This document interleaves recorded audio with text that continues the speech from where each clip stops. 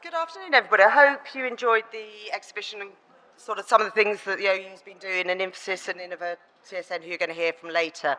Had the afternoon agenda. It's going to take a little different type of afternoon. I'm going to do a little bit about what we're doing in the OU and starting to think about how do we upskill people? What does the future of adult learning and lifelong learning look like? And we've got a bit of a mixture of, I'm going to just go through some of the things we do to build confidence with technology.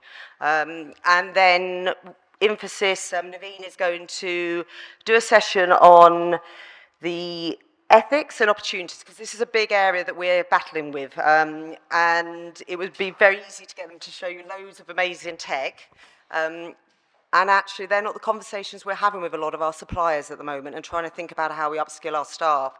And then in a TSN, with some of the members of the OU, are going to show you something called Ask OU, which is in use within the university and has been developed in partnership, and a little bit else of what you can do with some of this technology that's coming through. And then afterwards, we've got networking drinks, and then straight after me is the panel, which I am really looking forward to, because I think it's kind of some of those real questions that a lot of us in the room are kind of thinking about at the moment.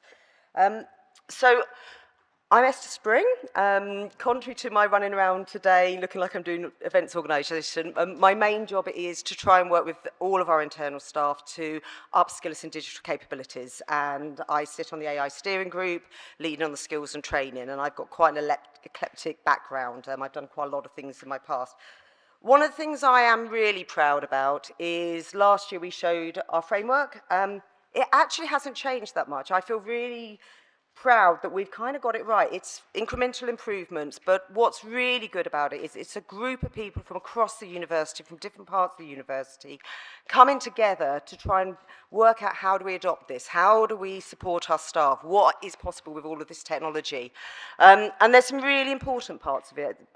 The legal, the responsible, engaging everybody. These events are really important, and I think thank you to Milton Keynes City Council for doing MK Tech Week. Starting these conversations and bringing people together is really important to sort of move things forwards. I sit at the bottom on skills and training. I like to think I'm the little foundation of the pebble at the bottom that holds everything else up, but that's just my world. So we talk about responsible AI. We're about to release our responsible AI policy, and we have our principles. Very simple. We have deliberately worked really hard to bring sort of guidance and acceptable use to make it easy for people to understand. One of the things you'll have seen this morning are some amazing use of this technology. I work with people who can't find the Copilot button and are scared to press that button. So we have real different ends of the spectrum, and when we think about inclusion and bringing everybody on the journey, we have to think of the different environments we're working at, and in a way that they understand kind of the ethics, the responsibility, the data protection. So we've done a lot of work in the background to try and simplify this for all of our staff to understand, but at the other end of those, we are deployers, we are making generative AI tools. So there's that side of it. How do we upskill those who have got some real responsibility to get this right? So one of the ways we are doing it is we talk about literacy, skills and capability, and culture. They all come together. They don't stand alone. I work really closely with a lot of people in our people services department, because that's where I'm based.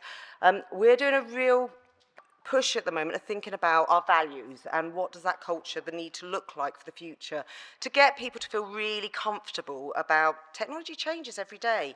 To some people, generative AI is really scary. To some of us, really, really excited. We're going to come on to this in a minute, and I'm going to show you some of the tools we use to try and build confidence and open the discussion around this. A really key part of this is literacy. In my world, I am thinking about all of those different types of literacy. The key ones I'm responsible for and working with partners is digital, data and AI literacy. But there's a lot of other bits of literacy that we've got to build up as well to support that understanding. I like to, although it's skills and training, I like to think about enablement and effectiveness. That as an organisation, as communities, we're enabling people to kind of grow and think about what it might look like. And you'll see that we've got a little bit about understanding software and hardware, but a lot of this is about how we communicate, collaborate, thinking about, again, responsible working. Mindset. It's a really big thing at the moment, is the mindset towards how we work, that critical thinking skills. And again, I'm calling out culture again. And well-being. I'm going to talk about well-being in a minute, and you'll see why we've got the seeds. But it's really important, that well-being. But going back to that mindset and resilience of, we can talk about training everybody, and there's a lot of talk about people losing their jobs. One of the things we kind of have to get people to think about is, how do you adapt? It's not the technology will replace your jobs, it's your ability to adapt and think about what you want to do. I've done it in the past. I've always been involved with technology. I'm probably responsible for being a part of teams that have created a lot of things. I started life doing the red button and did analog to digital at the BBC. But we had to adapt. We didn't know what the jobs are. I can quite happily sit here and say I've probably got the best job in the university, because I have no idea what my job will be tomorrow. It's every day's different, and I love that about my world, and it's kind of how I've always been. But that's not the same for everybody else. So one of the tools we use, and we developed this with Emphasis earlier this year, and we ran some training for our senior leaders. And we use this now in most of my training I deliver, to get people to think about, how do you feel about technology? How do you feel about generative AI? What are you being asked to engage with? And have a think about this. I'm not going to do a raise of hands, because I'm conscious of time and I've got 2 minutes left. But at any one point, I think a lot of us will move between these boxes, depending on what you're working on, depending on what's happening. We just move. I've talked to digital officers. As I said, one of my biggest challenges is people are scared to press the co-pilot button. And we do a lot of work of getting people to press that button and have a go. The other side I get involved in is, this is really about thinking about people and our planet. There are a lot of concerns about generative AI, technology, carbon footprinting. The thing, and I really should have been mic'd up, the thing I am most interested at the moment, and I think we all have a part to play, is the UNG SDG 9. And that is about infrastructure, how we redesign work, and also bringing in, thinking about the planet and bringing in people. I've got a couple of quotes here of, it can help with social mobility. I'm really excited about that. My grandfather was a coal miner. I'm standing here today, and it feels good. So I'm really interested in not just the climate change, but think of those societal challenges and thinking about how we do things differently. And the ecosystem of the UN SDG goals is really nice. I use the wedding cake. I think it's a nice representation of it. So what are we doing? I've talked about our senior leaders. So we've done two things. I am just amazed at an idea that came from one of my academics and somebody in our learning design team. They wanted to run a load of sessions by staff, for staff, online over 2 weeks. Amazingly, we had actually over 75 colleagues volunteer their time to share what they were working on, what they were interested in. We had members in this room talk about some of the governance side of this, talking about what we were working on. We did 60 online sessions in 2 weeks. And we had over 2,204 participants in 2 weeks. I am really proud of that, and I am really proud of how everybody came together.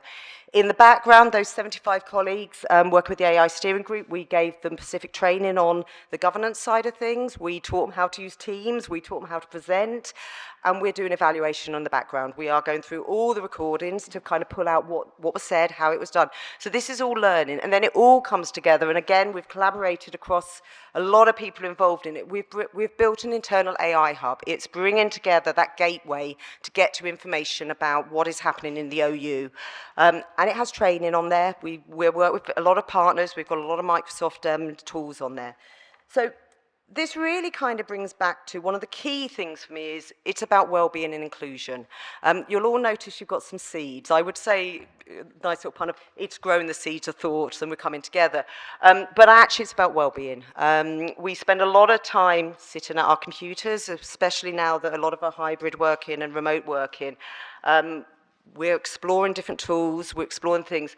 And we're having to be brave at the moment. It feels like we're not, but actually everybody in the room, you're being brave. You're wanting to engage with this conversation. We have some responsibilities, we have accountability, but actually being curious, connecting, and confidence. but your well-being. Take a walk. You've got some seeds that one of my friends has very kindly donated because she works for the company. I will probably get told off by the OU if I say this. Just scatter them. It's a really liberating feeling, taking a pack of seeds and scattering them where you probably shouldn't. But it is take time to connect and take time to get outside. We spend a lot of time at our computers trying to work out these problems. So that was a slightly different viewpoint, but that's kind of how we're approaching this of building confidence and just getting people to engage and be less scared about this. So I'm going to hand over to our panel now, and John is going to chair for me. So thank you.